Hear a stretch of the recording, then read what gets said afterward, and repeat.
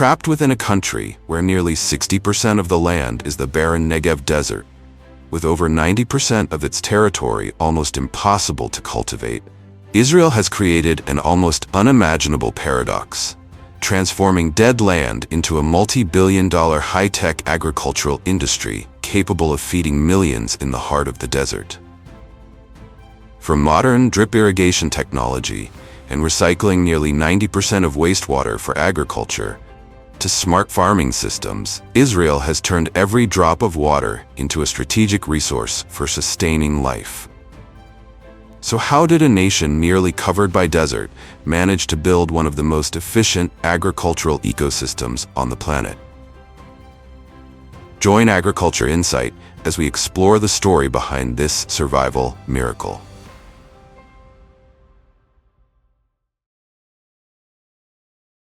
To understand this miracle, we must first understand just how severe this nation's water shortage truly is.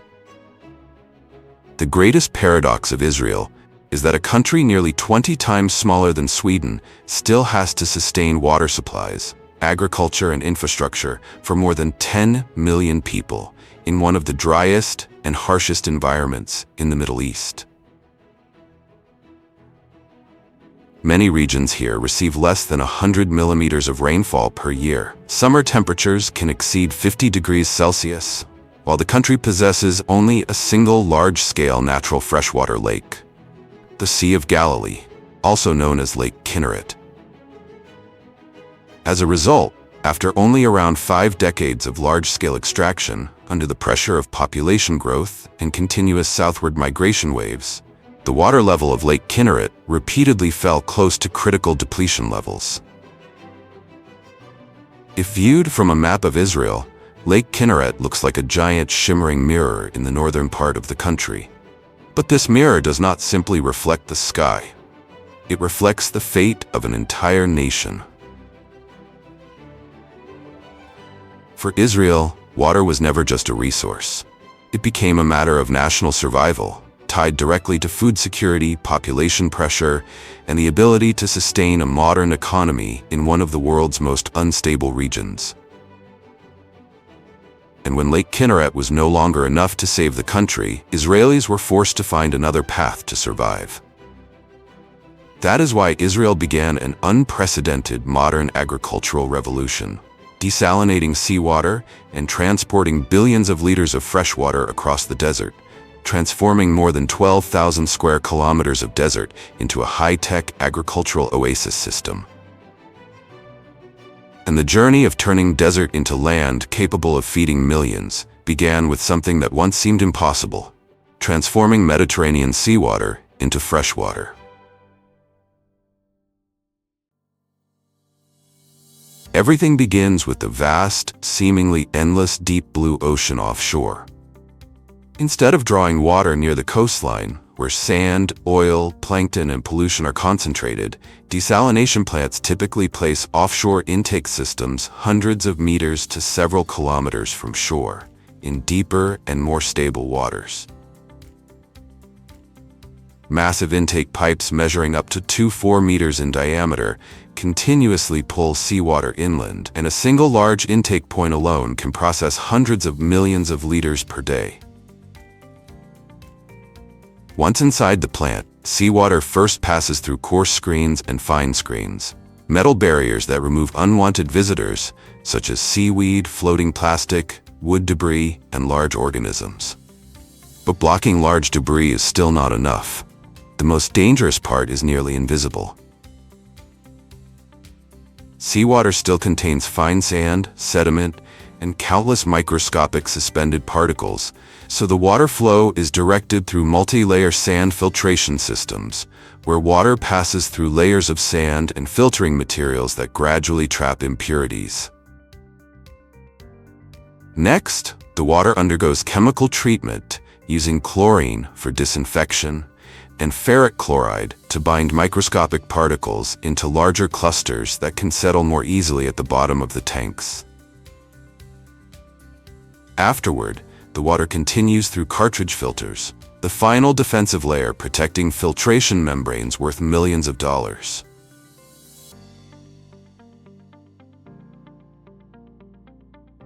Then the water reaches the heart of the entire system. Reverse osmosis. Massive pumps generate pressures of around 55 to 70 bar, equivalent to dozens of times the pressure inside a car tire, forcing seawater against its natural direction through ultrafine polymer membranes. Water molecules can pass through, but most dissolved salts, bacteria, heavy metals, and impurities are blocked. The result is a separation into two streams: permeate, purified freshwater, and brine, a concentrated saltwater stream containing all rejected waste materials. However, maintaining such enormous pressure consumes vast amounts of electricity. That is why modern plants use energy recovery devices to reuse pressure from the brine stream, dramatically reducing power consumption and making desalination viable on a national scale. But ultra-pure water lacks calcium and magnesium and can become aggressive, meaning it can corrode metal pipelines. Therefore, the final stage is remineralization. Here, the water passes through limestone or receives carefully controlled mineral additions, while pH and alkalinity are adjusted to stabilize its chemical balance.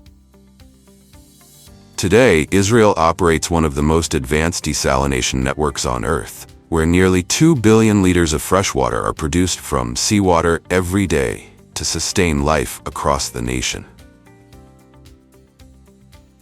After desalination, this water is pumped into the national water carrier, a massive network of pipelines and pumping stations transporting water across the country to cities, industrial zones, and agricultural regions deep within the Negev Desert.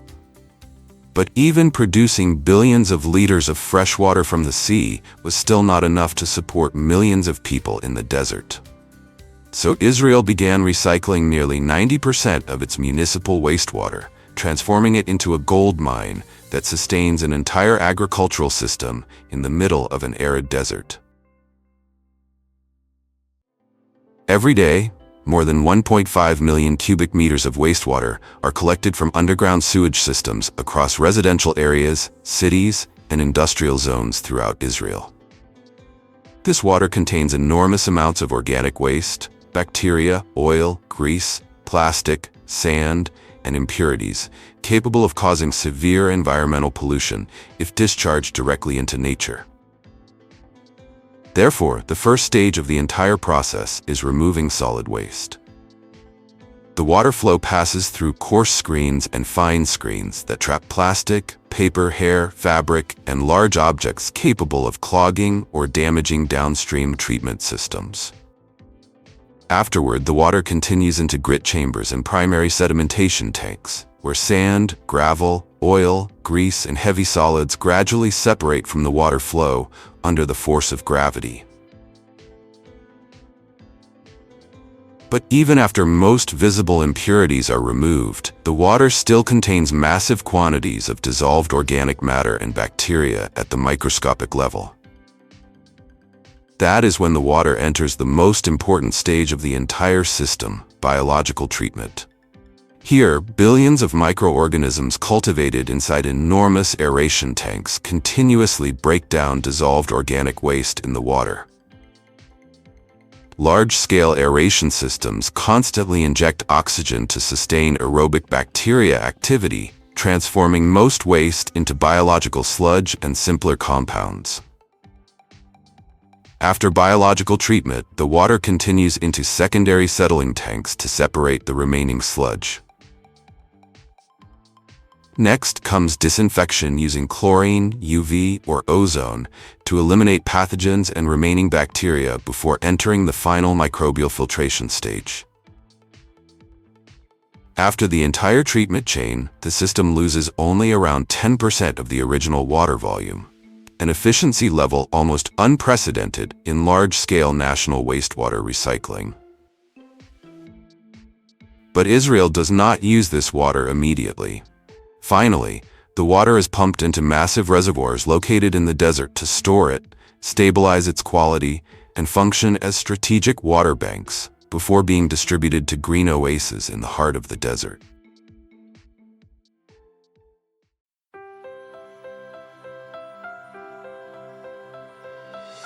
Once water resources were finally brought under control, Israel entered an even greater challenge, producing more than 5 million tons of agricultural products in one of the harshest environments in the Middle East. In the Arava Valley, many farmers are now growing food in places where almost no life could survive just a few decades ago. One striking example is the medjool date palm, which develops higher sugar content, denser texture, and a richer flavor profile than those grown in many temperate farming regions. Unlike traditional desert agriculture, many plantations here use precision drip irrigation systems, soil moisture sensors, and fertigation technologies to deliver water and nutrients directly to each plant's root zone. The mechanism works by moving water slowly through low-pressure pipe networks and releasing it drop by drop directly beside the roots, allowing the soil to absorb moisture before evaporation occurs. This can reduce water loss by up to 60% compared to traditional flood irrigation methods. As a result, Israel has built one of the world's largest medjool date export industries, valued at around $350 million annually, while maximizing productivity and economic value from every single drop of water in the desert. But the country did not stop at food production. This desert nation continued pursuing an even greater paradox, cultivating one of the most water-intensive crops in global agriculture, cotton. Although producing only around 15,000 tons of cotton per year, less than 0.01% of global output, Israel has become one of the world's most efficient models of desert cotton farming. The hot, dry climate of the Negev significantly reduces fungal disease and excess humidity during cotton development, while precision irrigation systems allow plants to receive exactly the amount of water required at each growth stage. As a result, many fields here achieve yields exceeding 5 tons per hectare, with fiber quality ranking among the premium tiers of the textile industry, more than twice the productivity of many large-scale cotton-growing regions in the United States and China. To sustain year-round production in the middle of scorching sand, Israel had to go even further, building modern greenhouse empires in the heart of the desert.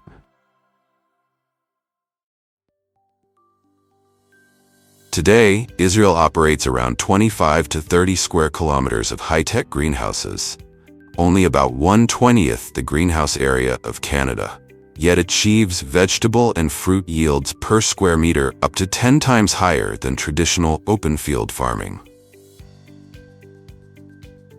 The most common type used in Israel today is the climate-controlled greenhouse, a model specifically optimized for hot and arid environments.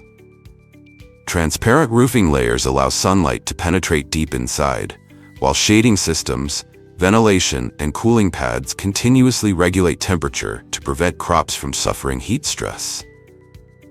Thousands of sensors constantly monitor temperature, humidity, light intensity, carbon dioxide levels, evaporation rates, and crop conditions every second.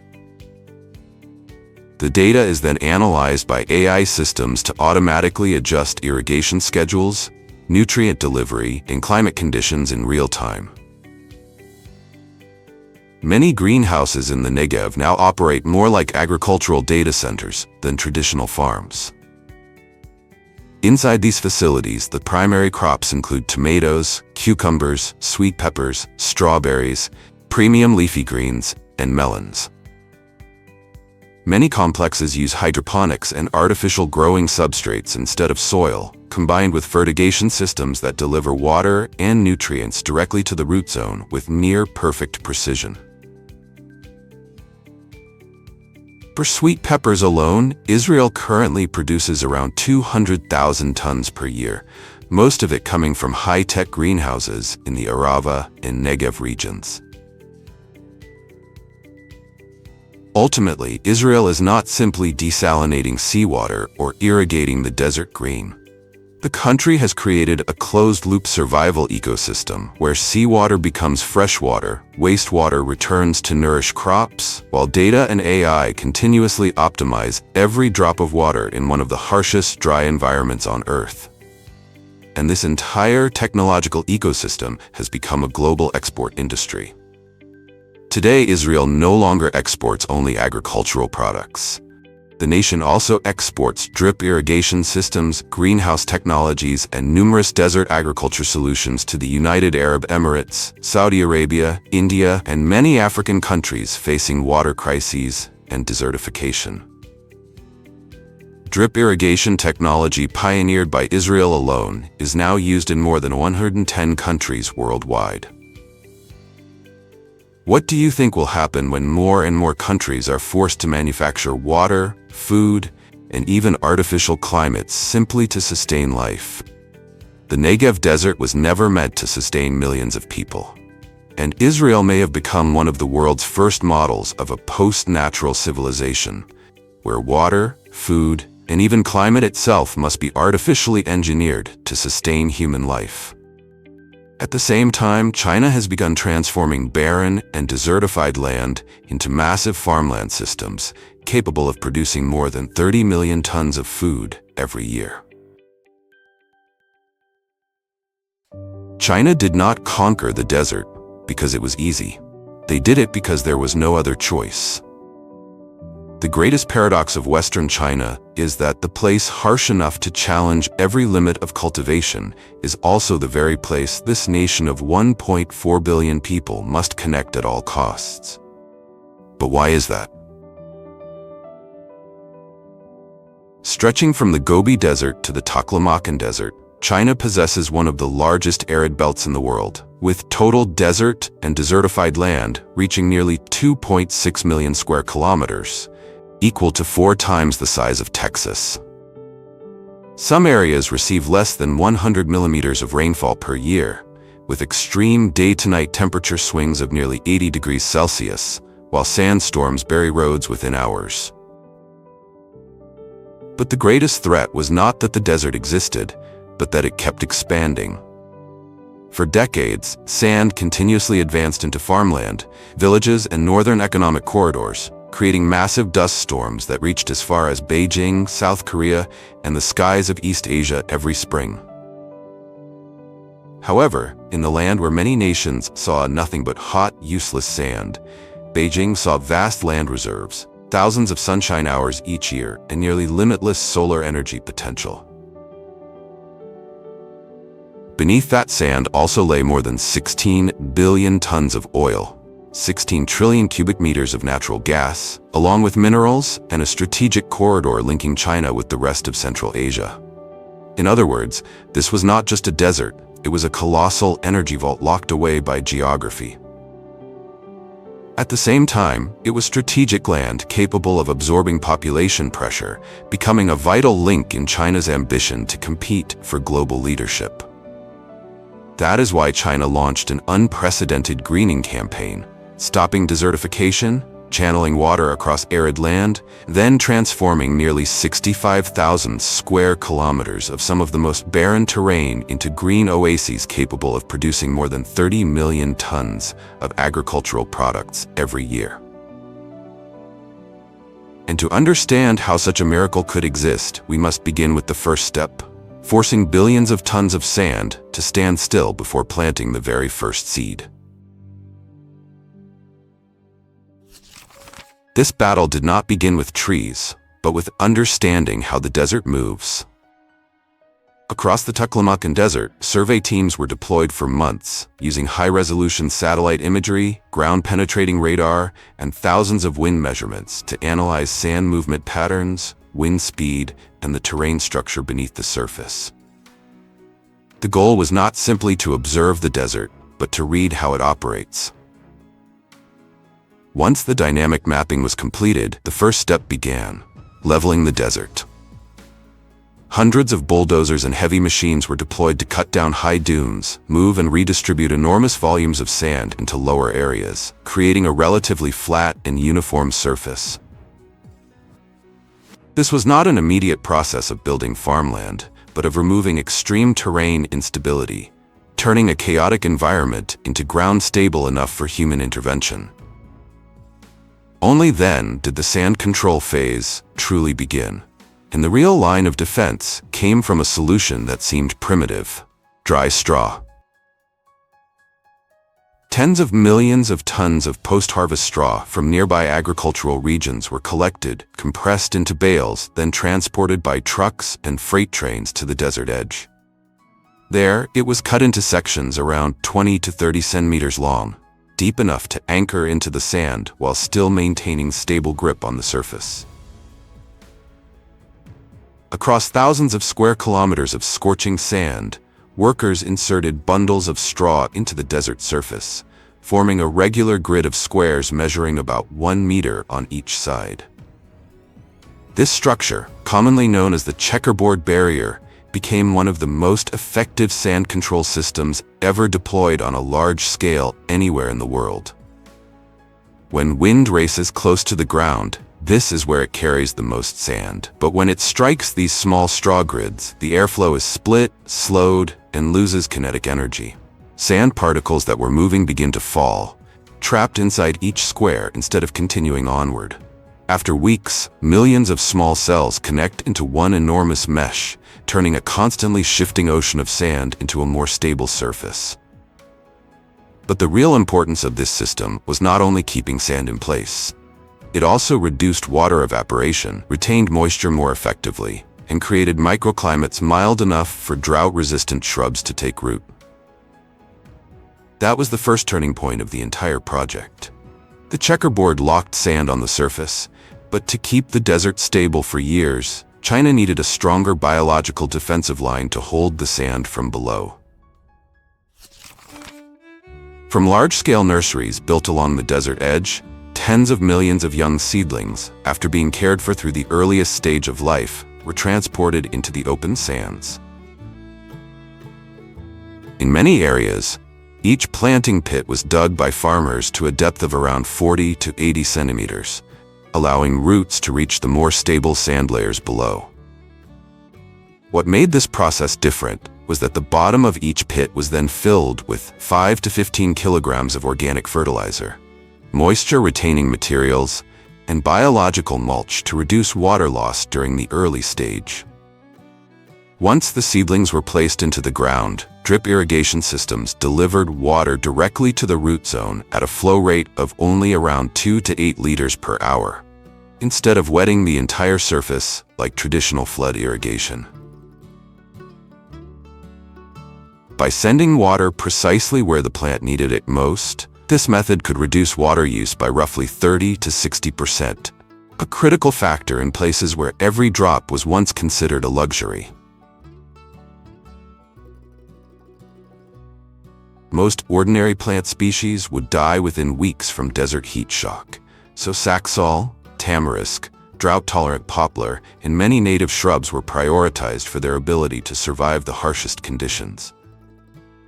But once the first roots penetrated deep into the ground, the balance began to shift. Roots bound loose sand particles together, trunks broke the wind, canopies retained moisture, and fallen leaves gradually created organic matter on the surface.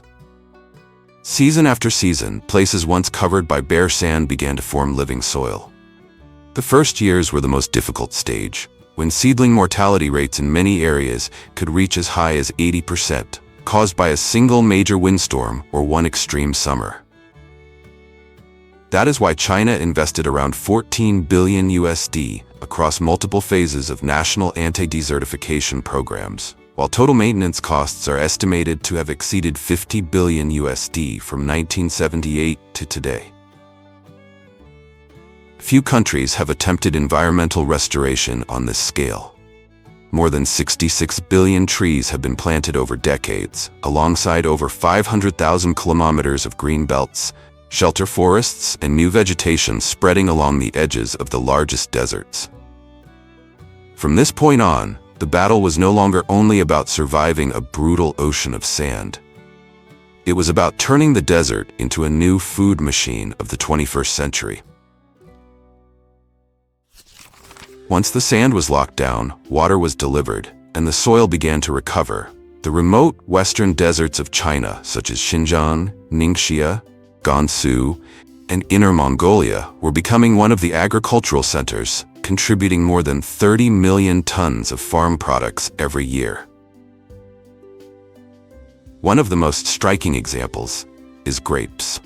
In Turpan, where there are more than 3,000 hours of sunshine each year and extremely large day-night temperature differences, grapevines accumulate up to 40% more sugar than in typical temperate regions.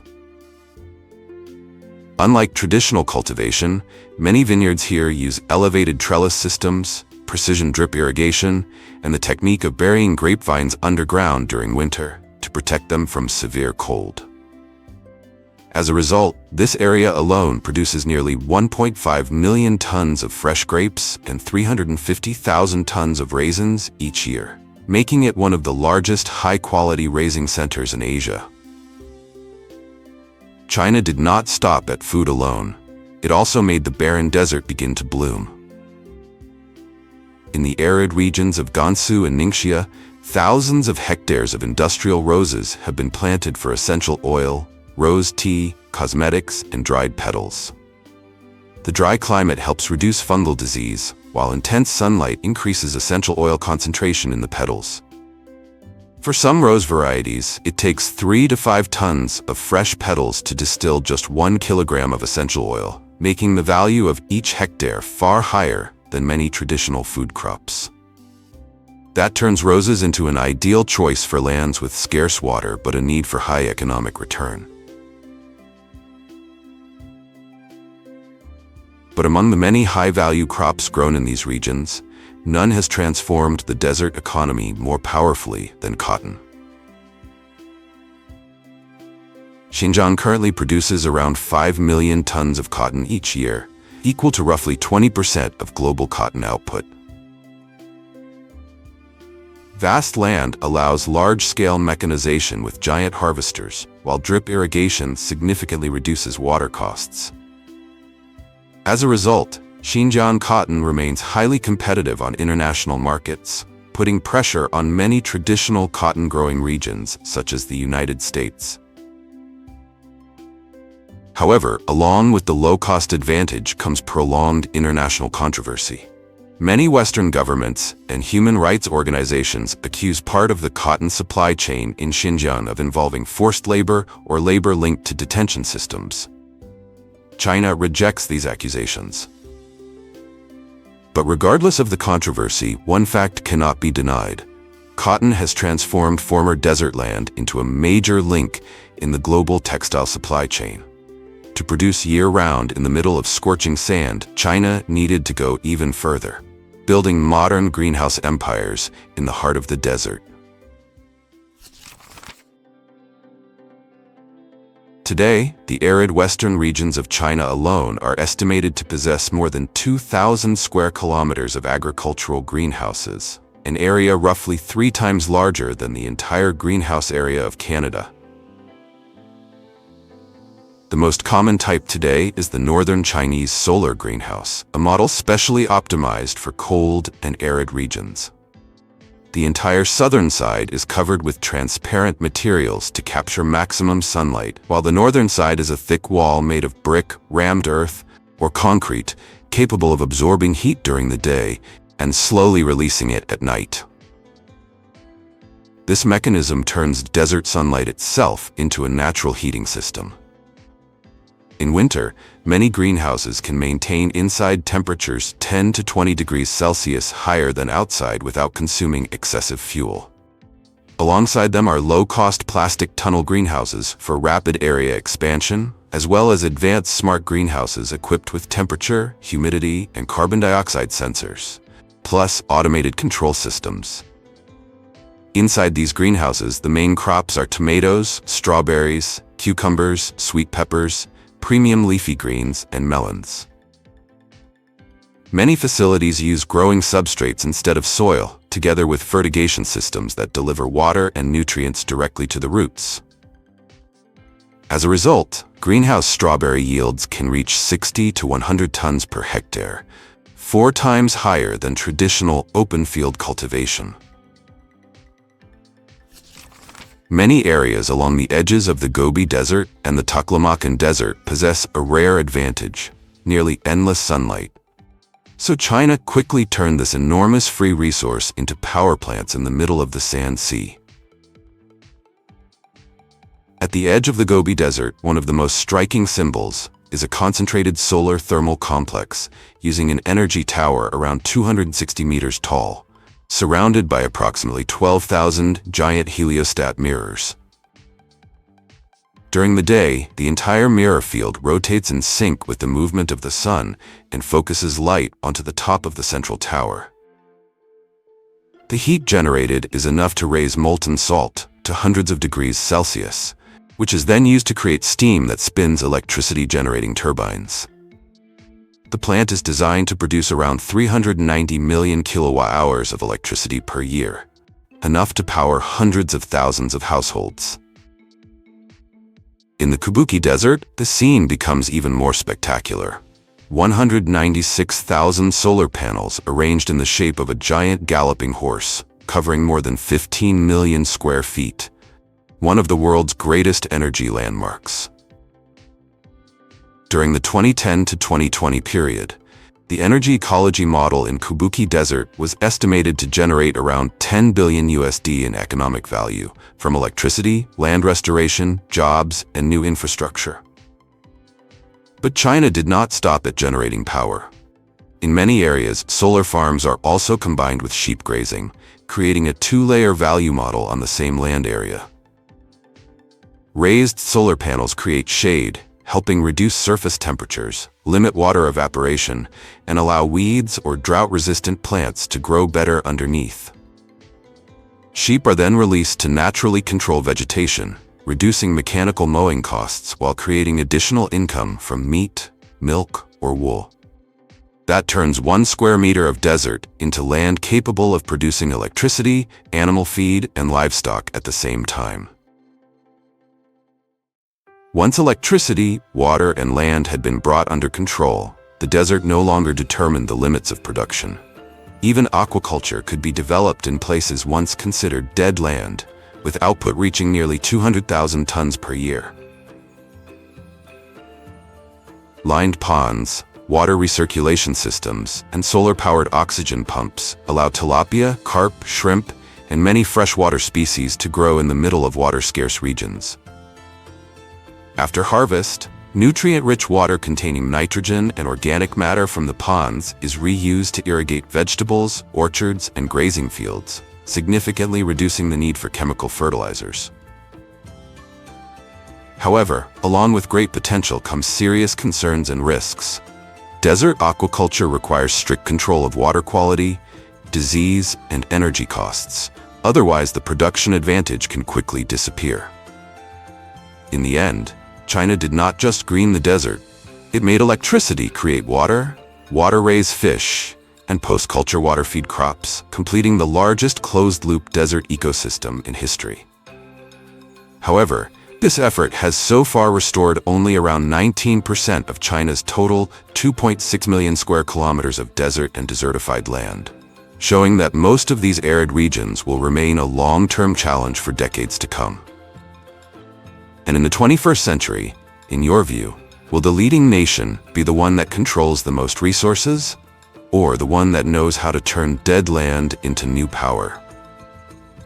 But if China is turning deserts into endless green, then the nations of the Middle East are also using technology to write an impossible story of their own, harvesting 150 million tons of agricultural products from lands once considered hopeless. For decades, onion harvesting by hand, usually taking place from August to October, demanded hundreds of workers to pull, gather, and transport each bulb out of the field. The arrival of the first rear-mounted onion harvesters changed that. With a simple digging blade and a vibrating screen, they could lift the bulbs from the soil, remove excess dirt, and lay them neatly in rows. These machines are still common in the Netherlands, China, and India, where many farms remain small to medium in scale. However, the major limitation was that onions remained on the ground, requiring manual collection. To solve this, the next generation, harvesters with high elevators, was developed.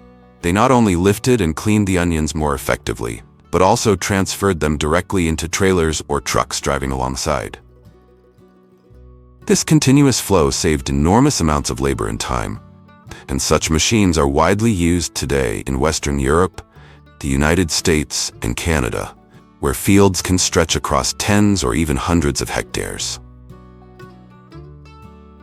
At an even larger scale, multifunctional trailed harvesters from companies like DeWolf and Simon pushed efficiency further.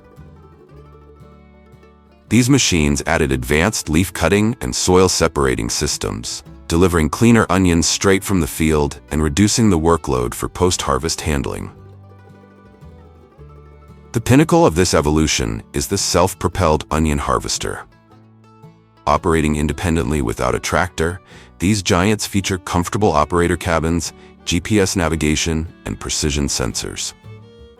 Modern models such as the DeWolf Enduro or Grimm SE series can process 50 to 70 tons of onions per hour, replacing the labor of hundreds of workers. Each year, the world produces over 100 million tons of onions, with India alone consuming more than 20% of global output. Altogether, the onion industry generates over $40 billion US annually, a striking demonstration of its immense economic value and the role of mechanized harvesting in sustaining this demand. Gone are the familiar images of farmers holding handheld sprayers. Today, it is the autonomous sprayers that are redefining the future of modern agriculture.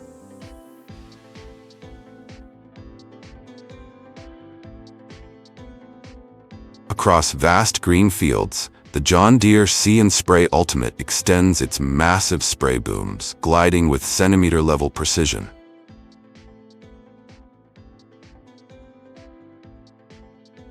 Equipped with advanced cameras, sensors, and artificial intelligence, it can detect individual weeds among thousands of crops, targeting only the areas that require treatment and reducing the use of pesticides by up to 90%. Its vision system is so advanced that it can scan up to 4,000 frames per second while operating at speeds of up to 15 miles per hour, ensuring unparalleled accuracy even across massive fields. Beyond cutting costs and protecting the environment, this breakthrough elevates farming into a high-tech industry where robots and AI replace backbreaking labor, delivering a level of efficiency never before seen in the history of cultivation. So, are you ready to invest $500,000 to $700,000 to own this cutting-edge machine? Seen from above, the rice field in spring in Japan looks like a giant canvas, where the machine quietly draws perfectly straight lines across the watery surface. The modern Yanmar rice transplanter eliminates the back-breaking labor of manual planting by automatically inserting young seedlings into the field, completely replacing traditional hand planting methods that once consumed so much time and effort. What makes this machine remarkable is its integration with a GPS satellite navigation system, allowing operation with centimeter-level precision.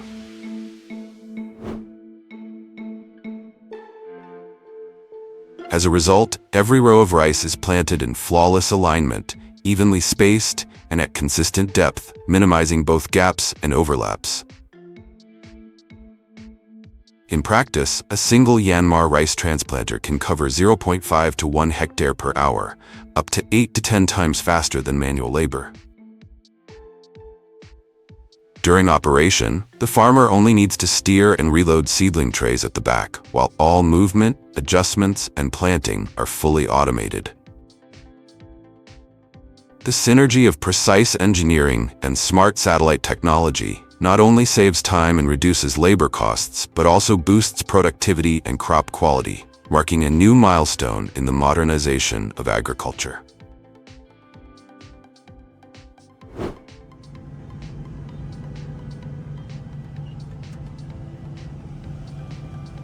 After 4 to 5 months of waiting for the rice to ripen, farmers in Japan usually rely on small Kubota combine harvesters. These compact machines are light, agile, and perfectly suited to the narrow plots and fragmented terrain of traditional Asian farming. But in the United States and Europe, the scale has been raised to an entirely new level. On vast open fields, giants like John Deere, Case IH, New Holland, and Claas operate with cutter bars stretching dozens of meters. Their mechanism works like a massive harvest line. The cutter slices the stalks, the threshing drum separates the grains, the fan and sieve system cleans away husks and straw, and the kernels are unloaded through an auger into a trailer moving alongside. Meanwhile, the straw is chopped and spread evenly back onto the field. This extraordinary efficiency, 40 to 50 tons per hour, harvesting hundreds of hectares in just a few days, is what has transformed the United States into a true agricultural superpower, far beyond the smaller machines of Asia.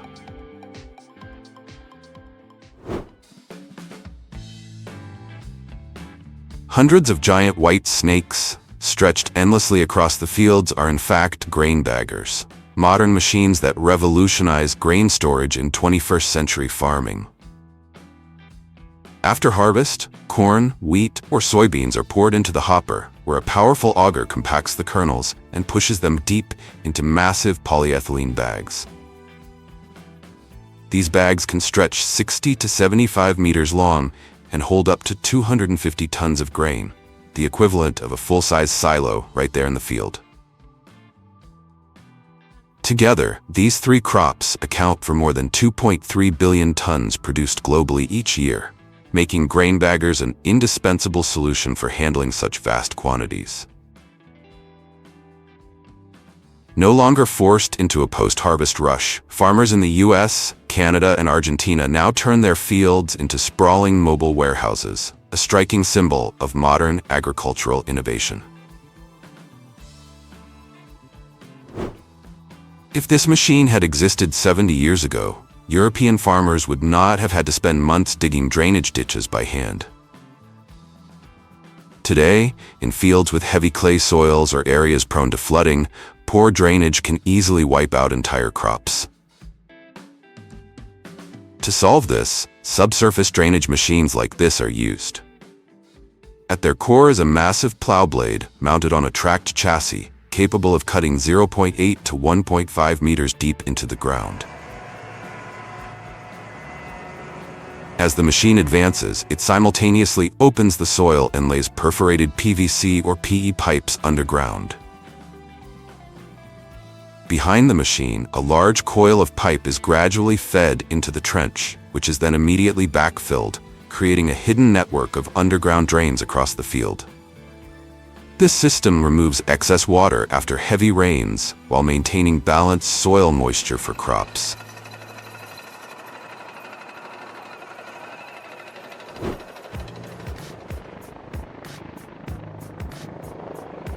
High up in the rolling hills of Europe, where steep and rugged terrain makes grass cutting with heavy machinery almost impossible, these compact drum mowers have become the perfect solution.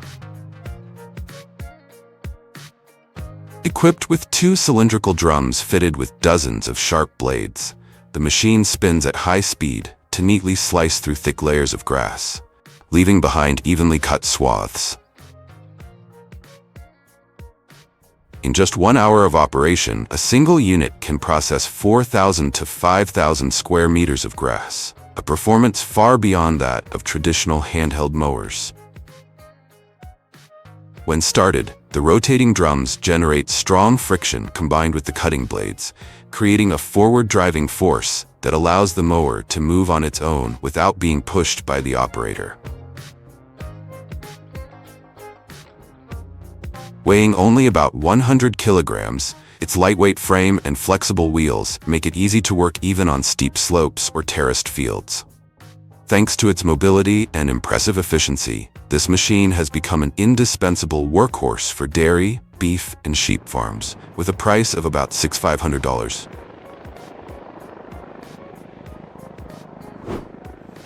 If you think the machine before your eyes looks like a giant clay-shaping press, you are mistaken.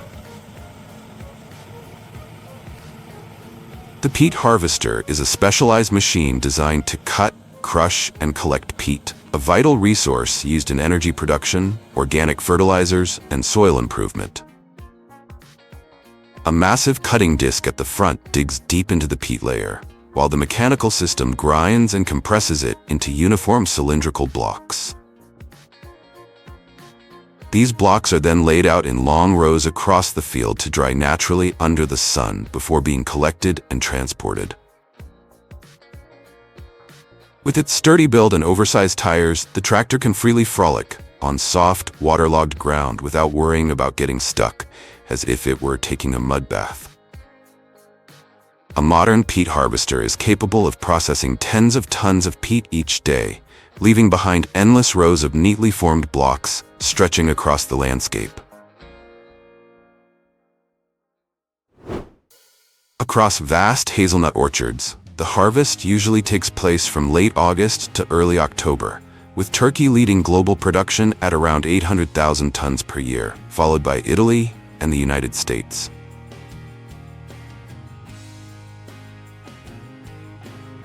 Harvesting each tiny hazelnut by hand from the ground is extremely time and labor-intensive, which is why modern hazelnut harvesters like this have become the ideal solution. At the front, the machine is equipped with rotating sweep discs that continuously gather hazelnuts scattered among dry leaves and grass. Immediately after, a powerful suction system transfers everything into the processing chamber, where leaves, twigs, and soil are separated out, leaving only clean hazelnuts. Each day, a single machine can harvest several tons of nuts, all collected into the large rear container, ready to be transported to processing facilities.